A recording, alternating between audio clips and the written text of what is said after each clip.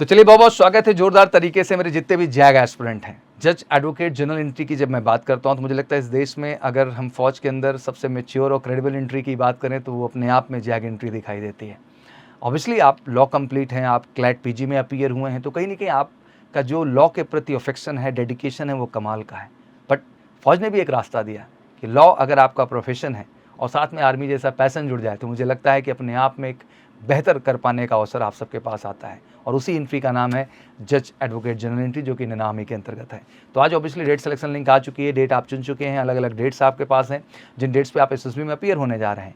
और अब ज़रूरत है कि आप अपीयर केवल ना हो बल्कि रिकमेंडेशन भी लें, और उसके लिए एक बेहतर गाइडेंस और बेहतर सपोर्ट की बहुत ज़रूरत है। और इसी सपोर्ट को और बेहतर करने के लिए, बिकॉज एमकेसी ने हमेशा जैग में एक बेस्ट रिजल्ट क्रिएट किया है इंडिया में, और उस परंपरा को हम जारी रखना चाहते हैं। और उसी संदर्भ में आज फिर से एक बार डिटेल में बात होगी जज एडवोकेट जनरल एंट्री को लेकर के कैप्टन सर से। सर बहुत बहुत स्वागत है एक बार फिर से आपका। Thank you sir. And sir, zag entry is always one of my favourite entry, because sir बड़ा ही सिंसियर क्राउड, बड़ा ही जेन्युइन बच्चा इसमें आता है। बिल्कुल सर। बट सर जो परसेंटेज ऑफ रिकमेंडेशन है वो उतना अच्छा नहीं है कहीं ना कहीं, अगर हम देखें टेक्निकली। जायज़ बात है। तो ओवरऑल सर क्या कारण है, इतने टैलेंटेड, इतनी अच्छी इंग्लिश लैंग्वेज, इतना अच्छा कमांड ओवर सब्जेक्ट? लैंग्वेज बहुत अच्छी होती है सर, इनकी ड्राफ्टिंग बहुत अच्छी होती है, लेकिन भाई इनसे एक्सपेक्टेशन भी तो ज़्यादा होगी थोड़ी सी। राइट है, क्योंकि इनके दिमाग से, इनके पास देखिए सबसे कम ट्रेंडेबिलिटी पॉइंट्स इनको मिलते हैं, मैच्योर एंट्री है ये। तो आपका प्रेजेंट पोटेंशियल जो है वो बहुत मायने रखता है वहाँ पर एसएसबी में। जब छोटे बच्चे आते हैं एसएसबी में तो शायद ट्रेंडेबिलिटी का स्कोप बढ़ जाता है कि ठीक है प्रेजेंट पोटेंशियल और ट्रेंडेबिलिटी मिला करके भी देख लिया जाएगा, बट इनके पास वो स्कोप थोड़ा सा कम रह जाता है। शायद इस वजह से इनका जो सिलेक्शन ग्राफ है वो उतना अच्छा नहीं दिखाई देता है। खास करके जैग एंट्री में जो एक चीज़ आती है कि ये मुद्दे की बात थोड़ा सा कम करते हैं।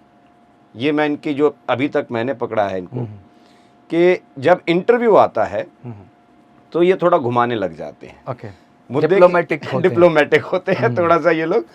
तो आप अगर क्लियर रहेंगे, और देखिए इनकी लाइफस्टाइल जो होती है, क्योंकि ये लॉ करके आए हैं, ज़्यादा काम कागज़ों के बीच में रह जाता है, तो ये आउटसाइड जो पेपर्स की जो लाइफ है वो नहीं जी पाते हैं ये लोग। गेम्स एंड स्पोर्ट्स से पीछा छूट जाता है इनका।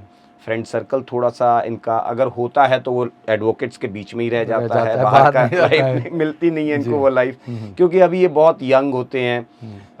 इंटर्नशिप अगर कर रहे हैं कहीं पर तो किसी सीनियर एडवोकेट के यहाँ कर रहे होंगे तो वो 12 बजे तक तो छोड़ने वाले नहीं है रात को, टाइम भी बड़ी बिजी है, टाइम इनका बहुत हो जाता है। तो इनकी जो पर्सनल लाइफ है उसको ये इंजॉय नहीं कर पाते हैं, और वो झलक जाता है टेस्टिंग प्रोसेस के दौरान, जो एक बड़ा वजह समझ में। तो बेसिकली सबसे जो बड़ा कारण है वो यही है कि जिस लाइफ OLQs की हमें एक्सपेक्टेशन है उनमें कहीं ना कहीं ये लीड नहीं कर रहे होते, इनमें छिप गई होती हैं वो चीज़ें। बिल्कुल सर, आउटसाइड पेपर जो है अपनी लाइफ को ये एंजॉय नहीं कर रहे होते हैं। अगर अपनी लाइफस्टाइल सुधार लेंगे ये लोग तो फिर ज़्यादा रेशो आपको खुद पे खुद दिखने लग जाएगा, क्योंकि they are good with language, drafting अच्छी है, सब कुछ अच्छा है, समझदारी बहुत अच्छी होती है इनकी। जैग एंट्री के कैंडिडेट को आप एक बार बताओगे स्टोरी में ऐसे नहीं, इस तरीके से जाना चाहिए, तो ये तुरंत उसको अप्लाई कर देते हैं, उसको एक दिन के अंदर वो सुधार देंगे। लेकिन जहाँ बाकी एंट्रीज में टाइम लगता है ये लोग जल्दी सुधारते हैं। फिर अगर आप अपनी लाइफ को नहीं जी रहे हैं, आप ठीक है आप बिजी हैं, शाम को बिजी हैं, सुबह जाइए खेलने के लिए जाइए, थोड़ा अपने ऊपर वर्कआउट करिए, अपनी ज़िंदगी जी लीजिए। सुबह वर्क बिजी हैं तो शाम को जाइए, थोड़ा टाइम तो निकालिए, हॉलीडेज हैं उस दिन एंजॉय करिए। आप ये क्या करते हैं, काम इतना ज़्यादा हो जाता है कि जब इनको टाइम मिलता है ये सोने लग जाते हैं। सही बात है, सोले नहीं तो काम आ जाएगा। तो लाइफ स्टाइल एक अफेक्ट करती है ओवरऑल पर्सनालिटी को, जिस तरह से इनको प्रेजेंट करना चाहिए। जायज़ बात है। अच्छा, कई सारे पहलू जैसे भी आप डिस्कस कर ही रहे थे, PIQ फॉर्म में इशू तो आता है सर, जहाँ sports, hobby section and interest part, जिसमें कहीं ना कहीं जी ये सब नहीं है। अच्छा देखिए, PIQ फॉर्म का जो पहला पेज है जी, उस पेज से कोई ज़्यादा फर्क नहीं पड़ता है, वो आपके इम्प्रेशंस को क्लियर नहीं करता है। कैसा आप ये कैंडिडेट है, आपका जो पर्सोना तैयार हो रहा है किसी असेसर के दिमाग में। जैसे 2 PIQ फॉर्म भरते हैं सर ये लोग, साइकोलॉजिस्ट और इंटरव्यूइंग ऑफिसर के पास जाता है। दोनों ही असेसर्स इनको टेस्टिंग प्रोसेस में लाने से पहले एक इनका PIQ फॉर्म पढ़ करके एक पर्सोना दिमाग में तैयार करेंगे, तब उनको असेसमेंट प्रोसेस में लाएंगे। ठीक है, पहला वाला जो पार्ट है वो मैंडेटरी पार्ट है, वो सभी भरेंगे, सिर्फ आंकड़े बदल जाएंगे जी। लेकिन दूसरा पार्ट जो है वो ऑप्शनल हो जाता है, कईयों का खाली रह जाता है। सही बात है। खेलने के नाम पर ये क्रिकेट खेले होते हैं सिर्फ, और वो बहुत पहले कभी गली में कहीं तो वो सब चीजें हैं ना, जब आपकी लाइफस्टाइल कैसी है, आप अपनी लाइफ को कैसे एंजॉय कर रहे हैं, इतने काम के बाद अगर कोई अपनी लाइफ को एंजॉय कर सकता है यंगस्टर, इसका मतलब है वो बहुत खुश मिजाज है। और जिसने अपनी लाइफ नहीं एंजॉय की है वो दूसरों को कैसे जीने देगा, फौज में आने कैसे के बाद मोटिवेट करेगा, कैसे जाहिर इंस्पायर बात है। करेगा। Right sir. ओके, ना नेक्स्ट क्वेश्चन कि जैसे इनके ब्रेन में एक फोबिया, जैसे आपने इंटरव्यू पार्ट शुरू में ही डिस्कस कर दिया कि इंटरव्यू बहुत डिप्लोमेसी कर जाते हैं सर। जी डिप्लोमेसी करने की वजह भी है क्योंकि लाइफस्टाइल जो रही है उनमें कहीं ना कहीं हर चीज़ को लेकर के जो करेक्टराइजेशन है सर, वो बहुत पॉजिटिव नोट में नहीं रहा। लाइफ ऐसी रही, सर्किल ऐसी रही कि कभी कई चीज़ें नेगेटिव नोट्स में भी सर गई हैं। तो जब उतने पर्सनल क्वेश्चंस जाते हैं सर, तो कहीं ना कहीं थोड़े से ये जो है रिलक्टेंट दिखाई देते हैं और चीज़ों को इमोशनल क्वेश्चन इनका थोड़ा दिखने लग जाता है, क्योंकि कॉलेज लाइफ से ये निकल करके आए होते हैं, तो वो थोड़ा सा कंट्रोल। सर देखिए, एक चीज होती है इंटरपर्सनल स्किल्स। इंटरपर्सनल स्किल्स का मतलब है कि क्या बोलना है, कहाँ बोलना है, कितना बोलना है, कैसे बोलना है, ये सब की भी जानकारी। बोलना आता है ठीक है, मगर कितना बोला जाए वहां पर, कैसे बोला जाए, कब बोला जाए, ये भी तो पता होना चाहिए। आप हर चीज कहीं भी जाहिर करने लग जाएंगे, इमोशंस। अब ये सब मैच्योर यंगस्टर्स हैं, थोड़ा सा इन्होंने अपनी ज़िंदगी को और आगे तक देख लिया है। तो इनको मैं सिर्फ एक चीज़ सजेस्ट करता हूँ सर कि देखिए, इमोशंस जो हैं वो किसी इंसान की अमानत होते हैं, वो आपके अंदर हैं। उसको ना चिल्लर बना करके बिखोरो मत, उड़ाओ मत, कहीं भी जाकर के कहीं बैठ गए, जाकर के इमोशन देना शुरू कर दिया। तो इंटरव्यू में उस चीज़ का कंट्रोल होना जरूरी, बहुत ज़रूरी है सर। इनका जो मेजर पार्ट होता है वो इंटरव्यू में ये लोग इनको ज़्यादा नंबर नहीं मिल पाते। और ये खुद को लेके बड़े डिफेंसिव और सफाई भी देने में बड़े तेज हैं सर। हाँ। ये भी एक नेचर अक्सर देखने को मिलता है कि they give so much explanation about the things.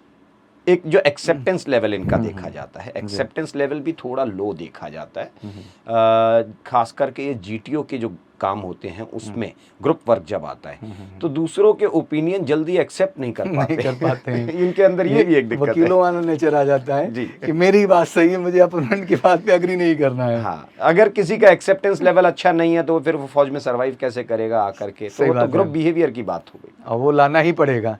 तो एग्जैक्टली मैं यही कहना चाहूँगा सर, क्योंकि डेट्स नज़दीक हैं बच्चों की, तो ऑब्वियसली एक माइंडसेट भी देश में 14 डेज 30 डेज का ही टाइम ही देना चाहते हैं। बट जैसे हमने इनके लिए भी स्पेशली 90 डेज़ का प्लान इंट्रोड्यूस किया हुआ है सर, तो क्या बेनिफिट है इनके लिए सर जो है 90 डेज़ के प्लान, और अगर छोटे प्लान में भी आते हैं तो इनको हम कैसे हेल्प आउट कर पाएंगे इस समय? ये बड़े प्लान पे तो इतना ज़्यादा फोकस करते नहीं हैं जैग वाले, मगर मैं बताऊं कि बड़ा प्लान इनके लिए इसलिए ज़्यादा फ़ायदेमंद है क्योंकि इनको जो अगर उस किताबी या कागजी दुनिया से बाहर निकलना है तो वो 90 दिन इनको जीना पड़ेगा पहले। और सर बहुत टाइम भी हम नहीं लेना, क्योंकि ऑनलाइन प्लान में हम केवल 2 आवर्स इनके एवरीडे एंगेज कर रहे हैं, तो मुझे लगता है कि 2 घंटे निकाल सकते हैं अगर वाकई में कुछ बेहतर करना चाहते हैं। सारे बच्चे कर रहे हैं सर, कर ही रहे हैं, तो बिल्कुल ऑनलाइन अच्छा कर रहे हैं और उनको समझ में आता है कि भाई देखिए, अगर आप लाइफ में, जैसे कल की बात बताऊं सर, एक सौरभ दत्ता बच्चा है, उसने कहा कि सर टाइम नहीं मिलता है खेलने के लिए। मैंने बोला क्यों? टाइम मिलता तो किसी को नहीं है, टाइम निकालना पड़ता है, टाइम आप निकालिए। कितना लाइफ में देखिए, अगर आप अपनी लाइफ में ट्रांसफॉर्मेशन चाहते हैं, सही बात है, देन ट्रांसफॉर्मेशन तभी आएगी जब आप अपने कंफर्ट जोन से बाहर निकलेंगे। आप अपने कंफर्ट जोन में बने रहना चाहते हैं और ट्रांसफॉर्मेशन चाहते हैं, ये कभी पॉसिबल हुआ ही नहीं है, ये हो ही नहीं सकता है कभी। एग्जैक्टली और ये बड़ा फैक्ट है अपने आप में कि आप ये सोचे कि हम बैठे बैठे सब कुछ अपने आप हो जाए, कोई एक्स्ट्रा एफर्ट्स ना करने पड़े, तो उसी टाइम में आपको चीज़ों को मैनेज करना है। अब इसको एक्सक्यूज़ देना अच्छी बात नहीं, मुझे बीइंग अ लीडर आपको वर्सटाइल तो होना पड़ेगा और तभी बेहतर कर पाएंगे। तो एग्जैक्टली जो इंटेंशन है वही है कि अब जो भी समय बिल्कुल जुड़िए हमारे ऑनलाइन ऑफलाइन जहाँ भी कंफर्टेबल आप हैं, आप ऑनलाइन के लिए MKC लर्निंग ऐप डाउनलोड कर लें और जुड़े हमारे साथ, will guide you in the better way. और एग्जैक्टली हम आप में वो चीज़ इन्हांस करेंगे जो ज़रूरी है। और जो पूरी ट्रेनिंग पॉलिसी है वो क्लियर हो चुकी है, सिर्फ असेसमेंट, फीडबैक एंड डेवलपमेंट, इसी 3 फेज पे हम काम कर रहे हैं। एग्जैक्टली जो भारत में आपको कहीं नहीं मिलेगा। लोग इवन असेसमेंट तक नहीं करते हैं, असेसमेंट की फीडबैक तो बहुत दूर की बात होती है और डेवलपमेंट की तो बात ही नहीं कर सकते। कई जगह तो सर टेस्टिंग प्रोसेस भी पूरी नहीं होती है। एग्जैक्टली 14 डेज की जर्नी में क्या होता है, आपने गया, प्रोसेस आपको समझा दिया गया, उस प्रोसेस में ना आपको ले भी जाया गया तो आपको कोई इंडिविजुअल फीडबैक नहीं मिल रही है, और फीडबैक तो चलो मिल भी गई थोड़ी बहुत, तो कोई डेवलपमेंट पे काम नहीं है, कभी हुआ ही नहीं, डेवलपमेंट प्रोसेस पे कोई जाता ही नहीं। मुझे लगता है कि देश में पूरे से SSB ट्रेनिंग प्रोसीजर यही है एग्जैक्टली, जो कि बहुत गलत है और हम इसका बिल्कुल अपोज करते हैं। इसलिए हमने जो प्लान लाया वो इस हिसाब से लाया कि आपका हम असेसमेंट भी करें, फीडबैक भी दें और आप में डेवलपमेंट। और बड़ी सिंपल पॉलिसी है कि साइकोलॉजी टेस्ट आपने गाइडेंस कहीं भी मिल जाएगा, यूट्यूब से मिल जाएगा, बट उस गाइडेंस के बाद जो आपने डोजियर में परफॉर्म किया वो कहाँ मिलेगा? हाँ, वो बता के और फिर उसे सुधारना वो सबसे बड़ा मसला है। सबसे बड़ी चीज है कि हाँ। भाई इस विचार आप ही का रहे और आप अपने विचारों को ही सुधारे। कोई दूसरा, आप मेरे विचारों से जाकर के कहानी लिख देंगे, वो काम कभी तो करेगा नहीं। आप ही के विचारों को कैसे सुधार के सही तरीके, सही रास्ते पे ले जाया जाए, दैट इज इम्पोर्टेंट। अब इंटरव्यू पार्ट है सर, मॉक आपका हुआ, अब एक मॉक के बाद आपको प्रॉपर फीडबैक चाहिए कि सर कमियां हमें कहाँ कहाँ हैं। आपने काम किया, फिर से मॉक हुआ, फिर आपको फीडबैक मिल रहा है। तो जब इस प्रक्रिया से आप निरंतर गुजरते हैं कई बार, तो ऑटोमेटिक आपका आत्मविश्वास मुझे अच्छे से याद है sir, Saharsh Chaudhary, all India rank 2 JAG entry, 4 interview शायद हम लोगों ने लिए थे उसके 4 इंटरव्यू, और आखिरी बार मुझे लगा था देख करके कि अब ये ठीक हो गया, बिल्कुल जैसा है वैसा रहेगा तो चल जाएगा काम, and he became all India rank 2। Sir single rank है आईसीजी एसी के अंतर्गत लॉ कैडर में। मैं इसका अपनी ही बच्ची है सर, भारत में 1 सीट और अपना ही रिकमेंडेशन। मैं उस बच्ची की 3 महीने की जर्नी जानता हूँ सर। मतलब work day and night, class में रेगुलर फीडबैक, एनालिसिस, काम पे काम, सर ये है कैसा करना है और क्या बेटर कर सकते हैं। मतलब कॉन्टीन्यूअस सर जो है इन्वॉल्वमेंट एंड गाइडेंस के दम पे उस बच्ची ने बहुत बेहतर किया, और सर वाकई में वो सिंगल सीट उसने ली सर अपने गट्स और डेडिकेशन के दम पे।